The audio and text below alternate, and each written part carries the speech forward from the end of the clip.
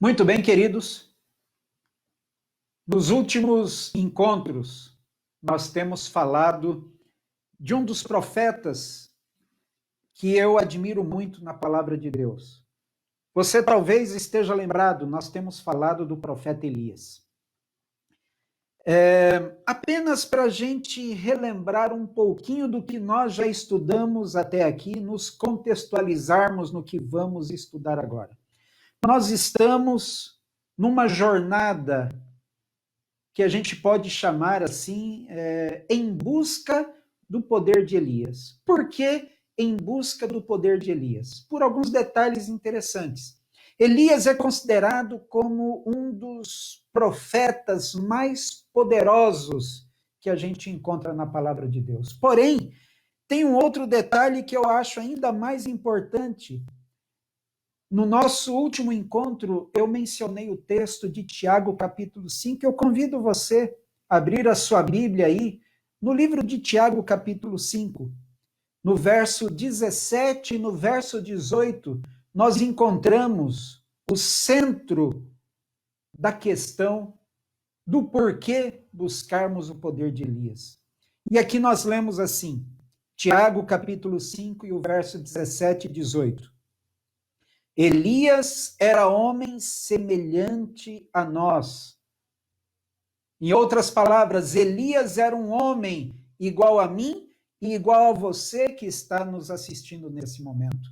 Elias era um homem semelhante a nós, sujeito aos mesmos sentimentos, ou seja, sujeito às mesmas alegrias e às mesmas tristezas que eu e você sentimos. Mas a Bíblia continua que ele era sujeito aos mesmos sentimentos que nós, e orou com instância para que não chovesse sobre a terra, e por 3 anos e 6 meses não choveu. E orou de novo, e o céu deu chuva, e a terra fez germinar seus frutos. Elias era um homem semelhante a nós, e alcançou grandes vitórias pelo poder de Deus. Se ele alcançou vitórias, eu e você podemos alcançar essas vitórias também.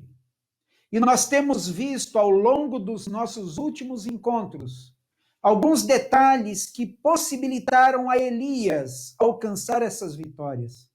E se eu e você dermos atenção a esses detalhes, poderemos também alcançar essas vitórias, porque a Bíblia nos diz que Elias era igual a nós. Nós já vimos que Elias era uma pessoa que tinha consciência de constantemente estar na presença de Deus. Não importava se ele estava no campo, não importava se ele estava na igreja, não importava se ele estivesse na presença de Acabe e Jezabel. Ele sabia que estava na presença de Deus. E ele tinha que agir de tal maneira que Deus estivesse satisfeito de tê-lo na sua presença. Nós já vimos também um outro detalhe, que Elias era um homem de fé. Ele confiava em Deus, mesmo que o lado humano dissesse para que ele não acreditasse, mesmo que o lado humano dissesse, Elias, vai dar tudo errado. Se Deus estava mandando para que ele fosse ao deserto, ele podia acreditar, ele confiava que era lá no deserto que Deus iria abençoá-lo.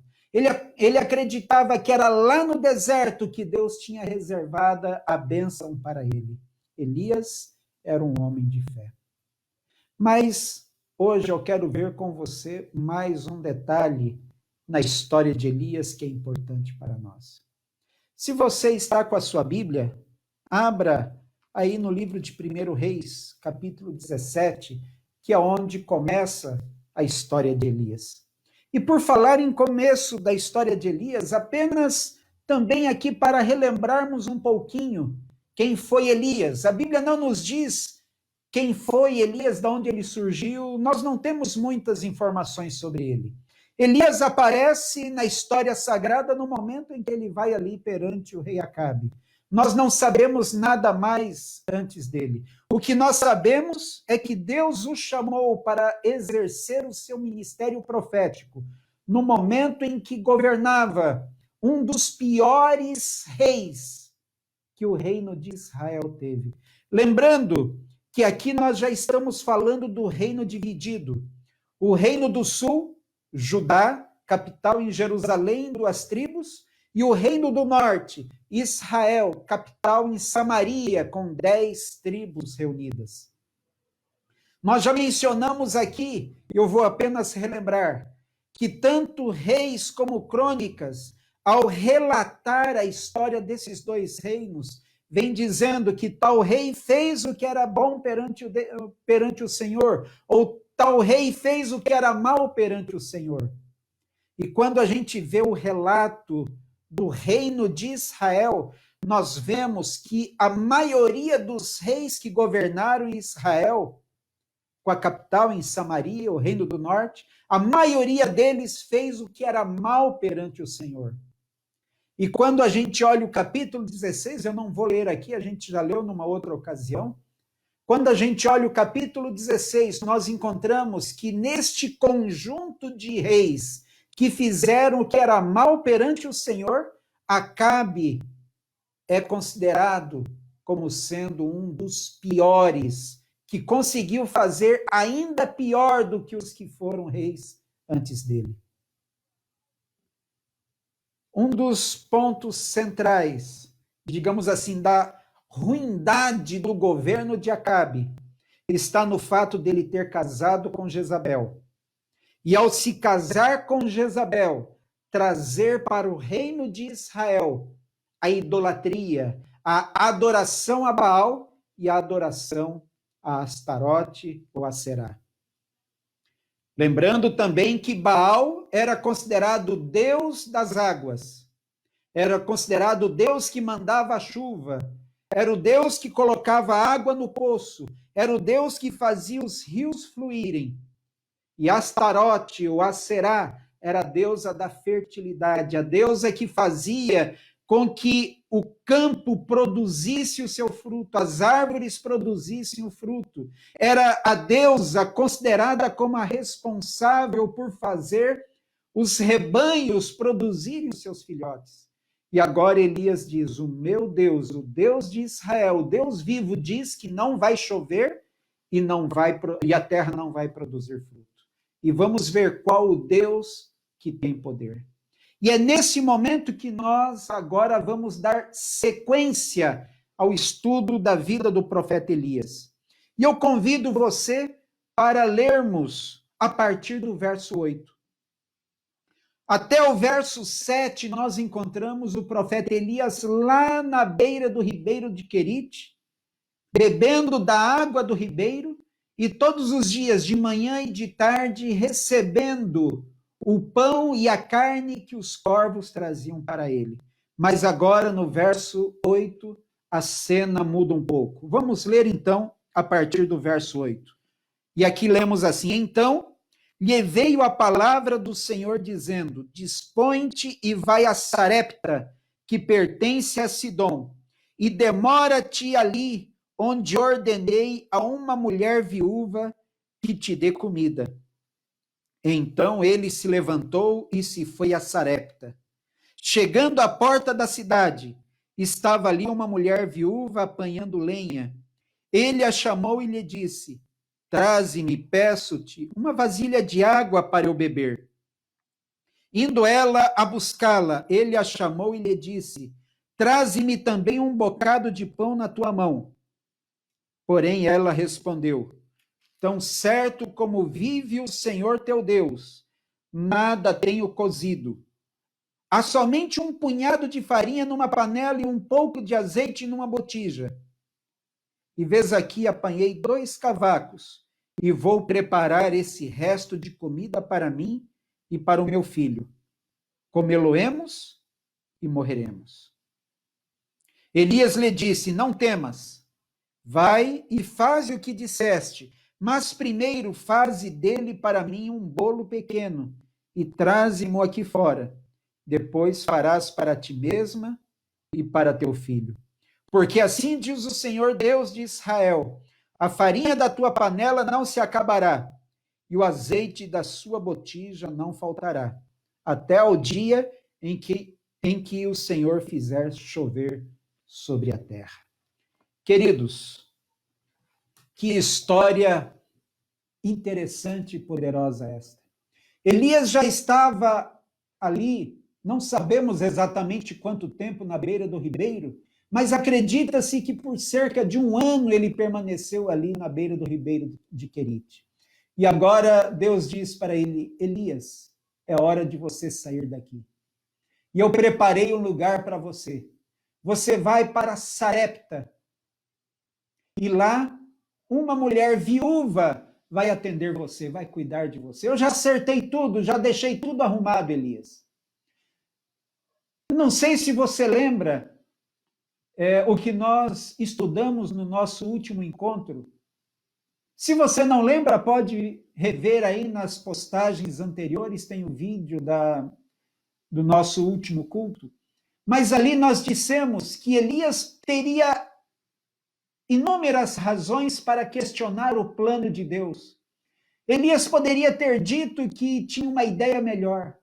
E agora, nesse momento, nós encontramos uma nova situação em que Elias poderia ter dito: Senhor, eu até acredito no seu plano, mas esse plano vai dar errado.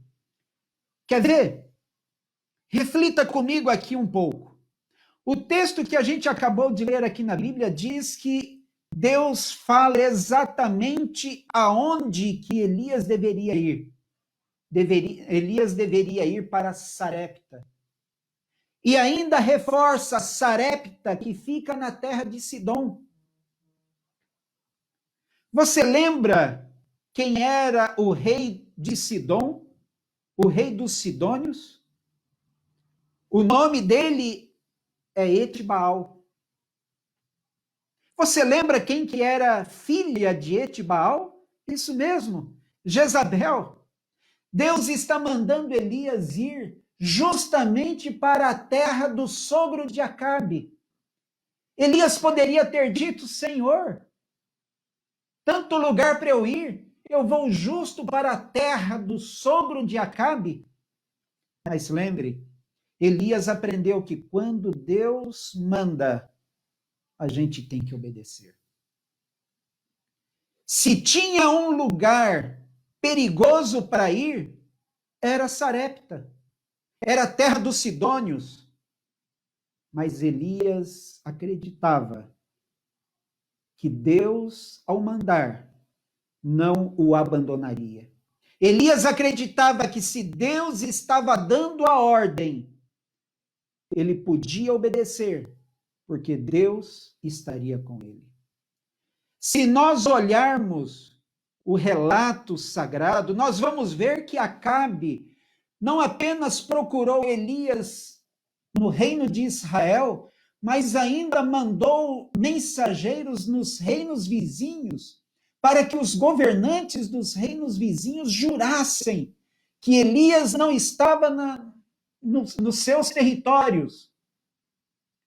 E agora, Elias é mandado por Deus para ir ao território que pertence ao próprio sogro de Acabe. Outro detalhe interessante, nós já vimos que estamos contemplando aqui uma guerra espiritual. Poderíamos dizer aqui a guerra dos deuses. De um lado está o Deus vivo, Deus dos céus, e do outro lado estão os falsos deuses.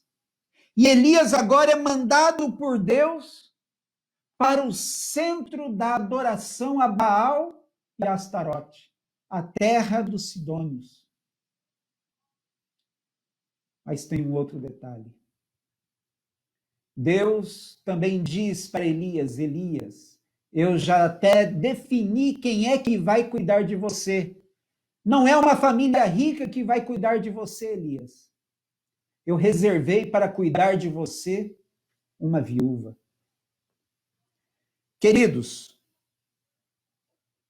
hoje em dia, Eu imagino que não é fácil para uma mulher ser viúva, apesar de termos, e aqui poderia até ser criticado e questionado alguns detalhes, mas, bem ou mal, nós temos uma cerca de proteção social para aquelas mulheres que ficam viúvas com seus filhos pequenos. Tem aí o INSS, tem aí o Bolsa Família, tem aí o benefício de prestação continuada, são várias as formas de assistência que uma viúva pode receber, mas naquela época não havia isto. Pelo contrário, naquela época era algo extremamente cruel. A mulher era considerada uma propriedade, enquanto solteira, era considerada uma propriedade do seu pai, da família do seu pai. Quando ela era casada, quando ela se casava, era como, entre aspas, se ela fosse comprada dos seus pais. Aí é que vem o dote. E a esposa era trocada por tantos camelos, tantas ovelhas, tantos anos de trabalho, como aconteceu com Jacó. Enfim, a mulher era comprada pelo seu marido, deixava de ser propriedade da família do seu pai e passava a ser uma propriedade do seu marido. Só que quando o marido morria, muitas vezes a família do marido que morreu rejeitava esta viúva. Dizia: olha, o seu marido morreu, você agora é um peso para nós não temos mais nada com você. Você se vire, volta para a casa do seu pai. Só que muitas vezes o pai dizia: você casou, você não tem mais nada a ver comigo, você não faz parte mais da minha família. E essa viúva, geralmente, ficava sozinha à própria sorte. Se ela já tinha os seus filhos crescidos que poderiam cuidar, trabalhar e cuidar dela, ela estaria de uma certa forma amparada. Mas se era uma viúva com filhos pequenos, como é o caso aqui da história do profeta Elias, uma viúva com um filho pequeno, ela estava abandonada à própria sorte. E o que restava para uma mulher viúva nessa circunstância era viver da generosidade alheia, ou então a mendicância, ou, em último caso, até mesmo a prostituição para poder se sustentar. Era esta a realidade da mulher viúva naquela época. E Deus diz para Elias: Elias, eu preparei que uma viúva cuide de você. Ou seja, eu preparei alguém que não tem nada para ela mesma para cuidar de você. Elias poderia ter questionado, mas Elias não questionou. Pelo contrário, Elias obedeceu. Sabe, queridos, eu e você, às vezes, até podemos ser tentados a questionar as ordens de Deus. Mas não cabe a nós questionarmos as ordens de Deus. Cabe a nós obedecermos. Somente isto. Tem até um ditado que diz: manda quem pode, obedece quem tem juízo. Ou então, manda quem pode, obedece quem precisa. Eu gosto mais desse: manda quem pode, obedece quem precisa, porque Deus pode mandar. E eu preciso de Deus. E se eu preciso de Deus, só me resta obedecer. Se me trancar aqui o nariz, eu morro. Porque eu dependo de Deus para viver, eu dependo de Deus me dando ar para viver, eu dependo de Deus me dando alimento para viver, eu dependo de Deus para tudo. E você não é diferente de mim. Se nós dependemos de Deus, nós temos que obedecer a Deus. Deus, ele nunca vai cobrar de nós algo que nós não possamos oferecer para ele. Deus nunca vai cobrar de nós algo que está acima das nossas possibilidades de oferecer. Não, Deus nunca vai cobrar isso de nós. Mas Deus também nunca vai aceitar menos do que aquilo que a gente pode oferecer para ele. Se Deus manda, cabe a nós obedecer. Deus estava mandando Elias, e a Bíblia nos diz que Elias foi.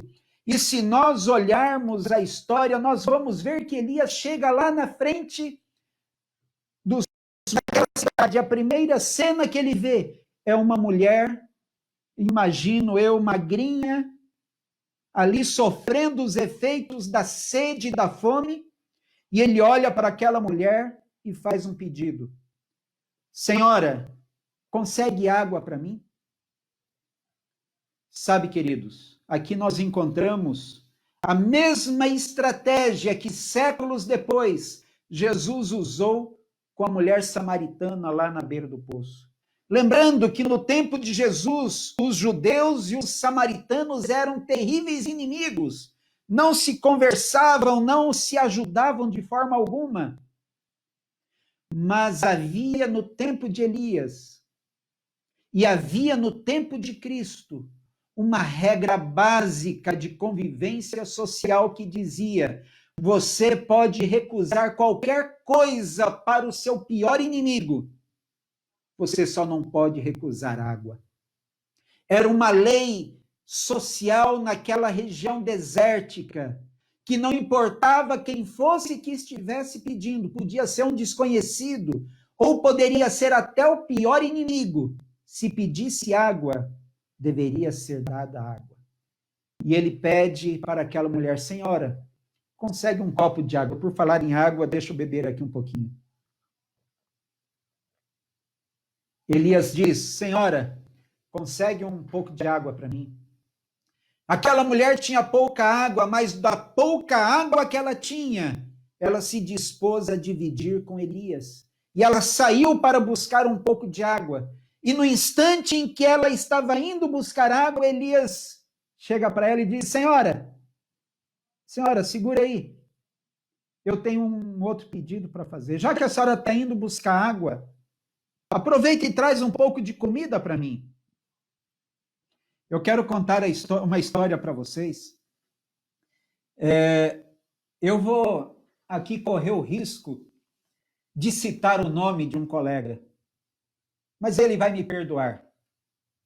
Na época que nós estudávamos teologia, lá na Bahia ainda, no antigo IAN, hoje FADBA, teve um período que nós fomos colportar no Rio de Janeiro.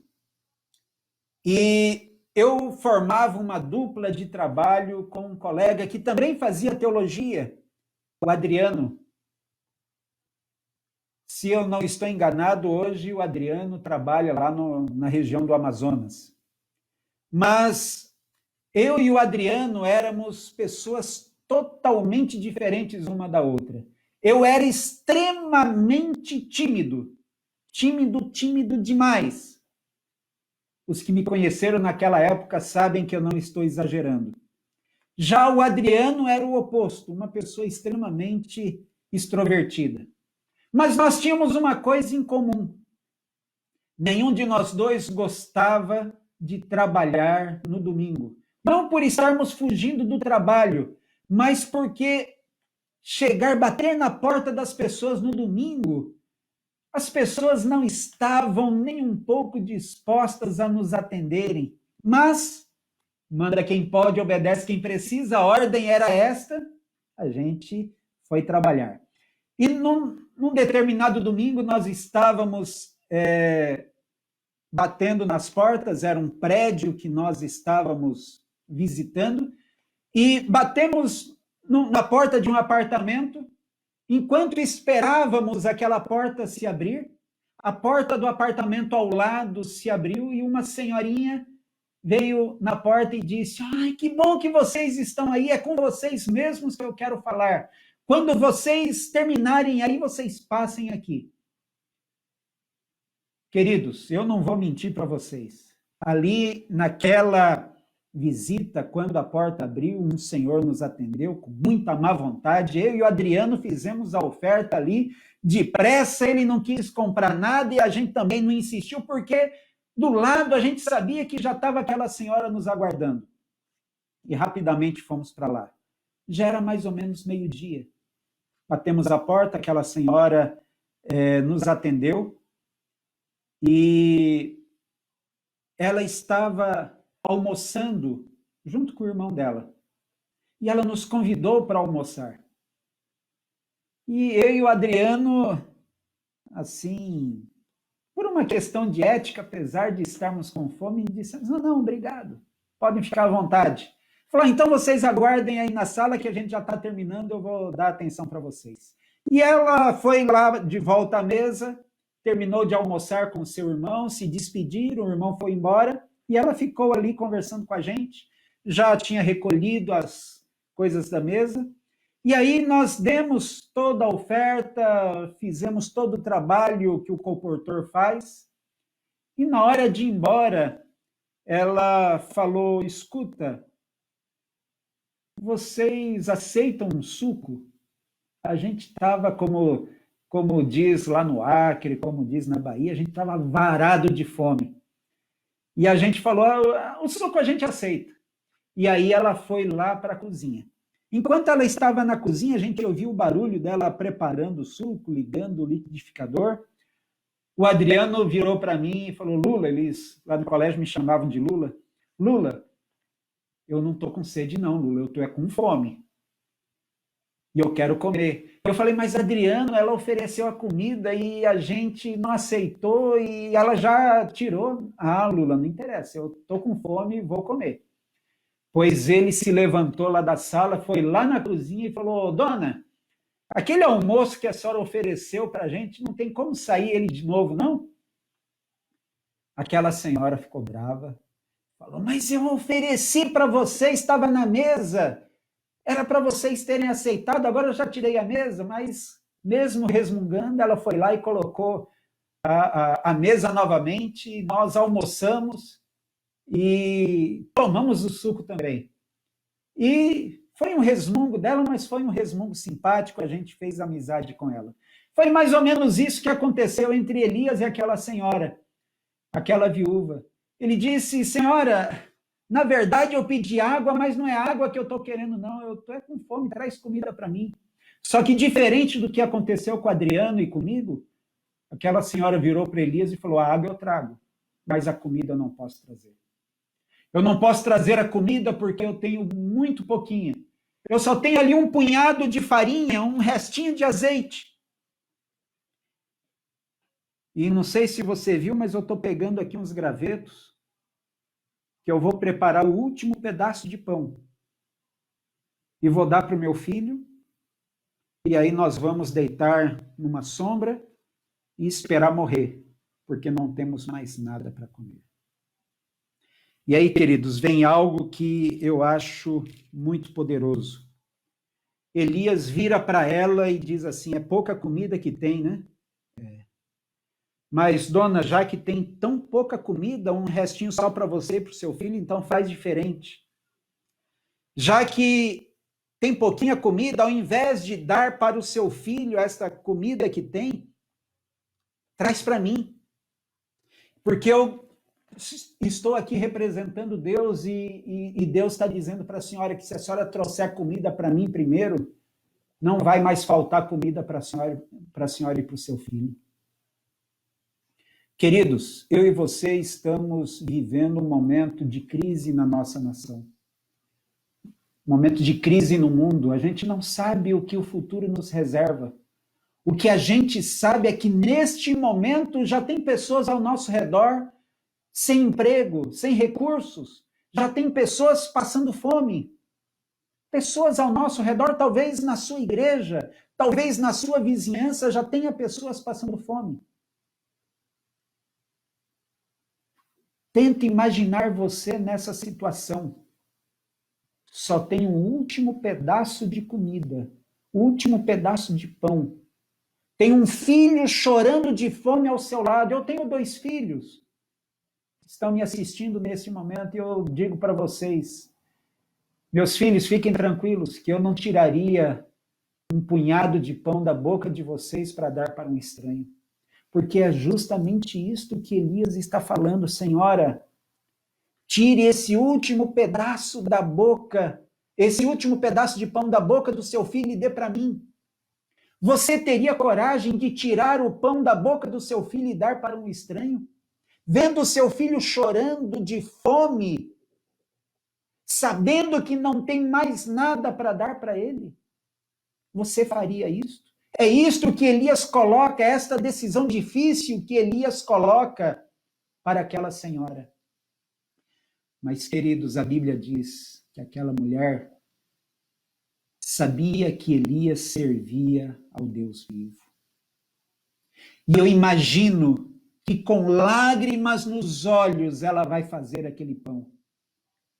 Aquele filho chorando ao lado dela, dizendo: mamãe, vai demorar para esse pão ficar pronto, eu estou com fome. E no seu coração, ela não queria dizer para o filho, dizendo: filho, eu estou fazendo esse pão, mas não é para você, é para aquele estranho que está ali fora. No final da história, a gente leu aqui. Ela obedeceu, fez aquele pão, levou para Elias. E Elias disse para ela: vai lá agora e faz pão para você e para o seu filho. Eu imagino aquela mulher, a fé que ela teve. Quando ela leva o pão para Elias, ela saiu de dentro de casa e ela sabia que na vasilha não tinha farinha nenhuma mais. Ela usou tudo para fazer o pão para Elias. Ela sabia que na botija não tinha azeite mais. Mas ela volta, porque ela sabia que o Deus de Elias poderia fazer um milagre na vida dela. Eu imagino também a alegria que ela sentiu. Num primeiro momento, lágrimas nos olhos de aflição por ver o filho chorando, mas agora lágrimas nos olhos de alegria por ver a vasilha de farinha cheia, a botija de azeite cheia novamente. E diz a palavra de Deus que enquanto não choveu, Deus providenciou a farinha e o azeite para aquela mulher. O segredo, queridos, da vida de Elias que eu quero destacar neste momento é a obediência. Elias obedeceu mesmo tudo, mostrando que ele deveria fazer diferente.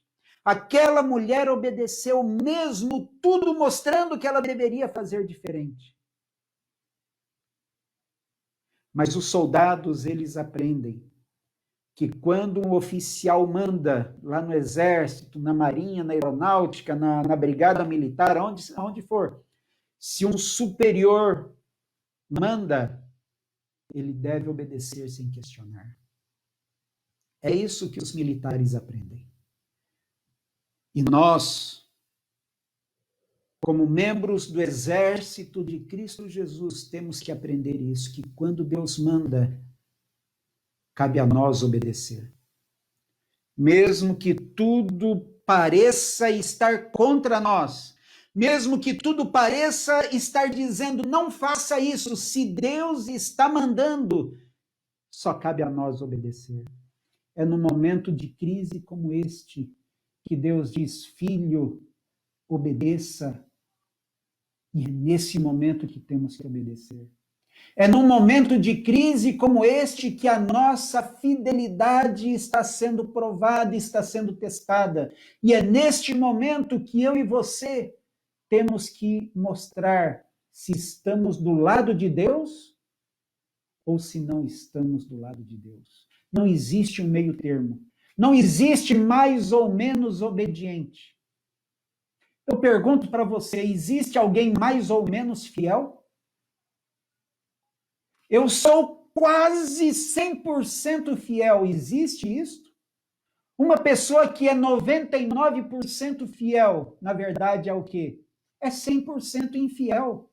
Com Deus é assim, ou tudo ou nada. O nosso Deus, ele é um Deus de amor tremendo, mas ele não abre mão da nossa fidelidade a ele. Ou estamos 100% com ele, ou não estamos. É muito fácil obedecermos, queridos, quando a geladeira está cheia. É muito fácil obedecermos quando o trabalho está fluindo normalmente.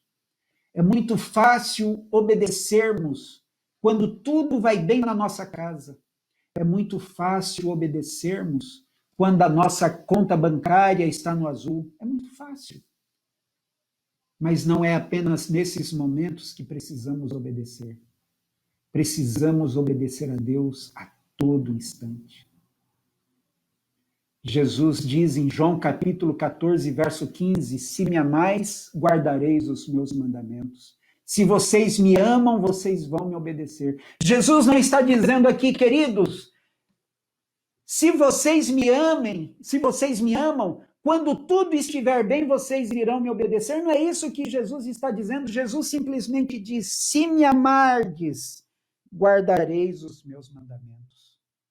Queridos, estando em crise ou não, se Deus manda guardar o sábado, nós temos que guardar o sábado. Se estamos vivendo uma crise ou não, se Deus nos manda sermos fiéis ao nosso cônjuge, temos que ser fiéis ao nosso cônjuge. Se estamos atravessando um momento de crise ou não, se Deus diz que não podemos ter outros deuses diante dele, não podemos ter outros deuses. Se Deus diz que tem coisas que nós devemos usar e outras coisas que não devemos usar, não importa se estamos em crise ou não, nós temos que obedecer a Deus. Quando Deus diz que temos que ser fiéis a Ele nos dízimos e nas ofertas, em nenhum momento nós encontramos na Bíblia dizendo, sejam fiéis a mim apenas quando tudo estiver bem com vocês. Não. A palavra de Deus nos diz que temos que ser fiéis a Deus nos dízimos e nas ofertas. Ponto. Não importa se estamos atravessando uma crise ou não, a nossa fidelidade a Deus não pode estar em crise. Nós temos que ser fiéis, nós temos que obedecer a Deus. Em todo momento, não apenas quando tudo vai bem. Nós temos que obedecer a Deus quando tudo vai bem. E quando as coisas estão difíceis, nós temos que obedecer também. Se Deus nos mandar ir lá para Sarepta, nós temos que obedecer. Se Deus nos mandar ir lá para o centro da adoração de Baal e Astarote, a terra de Sidom, se é lá que Deus está mandando a gente ir, é lá que temos que ir. Se Deus está mandando que nós confiemos nele, que aquela vasilha de farinha não vai esvaziar, que aquela botija de azeite não vai se esvaziar, nós temos que acreditar e obedecer. Isto é ter fé. Isto é obedecer pela fé. Isto é crer em Deus. Isto é obedecer àquele que nos ama e nos garantiu que cuidará de nós. Ele diz que nós somos seus filhos. Eu já falei ainda há pouco, eu tenho 2 filhos. O que eu puder fazer para ajudá-los, eu farei aquilo que está ao meu alcance para que não falte nada para eles. Mas eu tenho limitações. E eles sabem disso. Mas o nosso Deus, ele prometeu fazer tudo o que está ao seu alcance para nos ajudar. E ele não tem limitações, ele é o dono do universo. Ele pode fazer qualquer coisa para me ajudar e para te ajudar. Sabe por que eu digo isso? Porque o mais importante de tudo, o mais difícil de tudo, o mais supremo de tudo ele já fez, que foi dar a vida por nós. Se ele foi capaz de dar a vida por mim e por você, ele não vai nos abandonar. Ele não vai nos abandonar. Agora eu pergunto para vocês, se Elias não tivesse obedecido a Deus, atravessado o deserto, ido lá para Sidom, ido lá para Sarepta, falar com aquela viúva, ele teria presenciado o milagre de Deus? Não, ele poderia ter ficado lá na beira do ribeiro de Querite, mas as aves não levariam mais comida para ele lá. Ele poderia ficar, era o direito dele ficar. Era o direito dele não obedecer a Deus, mas ele confiou e ele obedeceu e a bênção foi certa para ele. Queridos, eu não sei o que o futuro nos reserva. Eu não sei quais as provas que estão diante de nós. Gostaria de poder dizer para todos, queridos, está tudo tranquilo, não vamos passar por nada que nos preocupe, mas infelizmente eu não posso dizer isso. As nuvens negras estão diante de nós. O futuro que está diante de nós é um futuro difícil. Mas o que eu posso dizer para você é que Deus, Ele está conosco. Deus, Ele está com você. Deus, o Deus que te criou, o Deus que te salvou, o Deus que te mantém, é o mesmo Deus que está dizendo: confie em mim, que eu não vou deixar você sozinho. Eu não vou te abandonar. Seja fiel a mim. Me obedeça. Ande nos meus caminhos. E a vitória será certa. Eu quero convidar você, querido, a confiar nesse Deus. Eu quero convidar você a obedecer a esse Deus. Obedeça a esse Deus. Obedeça a voz de Deus. Obedeça o que a palavra de Deus nos diz. Aqui é o recado dele para nós, as ordens dele para mim e para você estão aqui. Conheça este livro, estude esse livro, obedeça este livro. Seja fiel a Deus. E abra os olhos da fé, para ver as bênçãos maravilhosas que Deus vai realizar na minha e na sua vida. O nosso Deus está mandando. Cabe a nós obedecer. E quando obedecemos a esse Deus maravilhoso, podemos ter plena certeza de que os nossos olhos contemplarão as maravilhas que Ele tem preparado para nós. Você crê nisto? Se você crê nisto, feche os seus olhos e vamos falar com Deus. Senhor nosso Deus e nosso Pai, muito obrigado, porque a Tua palavra nos traz a história de Elias. Obrigado também, Pai, porque a Tua palavra nos mostra que Elias era alguém exatamente como nós, com as mesmas virtudes, com os mesmos defeitos que nós temos, mas ele foi vencedor, Pai, e nós queremos vencer como ele venceu. Só que nós vimos nesta noite que Elias, ele foi obediente a Ti. E nós queremos clamar, Pai. Eu quero clamar, me ajude. Ajude a esse Teu filho que está me ouvindo neste momento. Ajude-nos a todos sermos obedientes a Ti. Ajude-nos a obedecermos a Tua palavra. Ajude-nos a obedecermos os Teus mandamentos. Ajude-nos a fazermos a Tua vontade, Pai. Ajude-nos a sermos fiéis a Ti, para que da mesma forma que Elias contemplou as bênçãos Tuas, nós também possamos contemplar as Tuas bênçãos em nossas vidas. Abençoa-nos, Pai. Estamos atravessando momentos difíceis, mas nos dê a certeza de que está segurando em nossas mãos.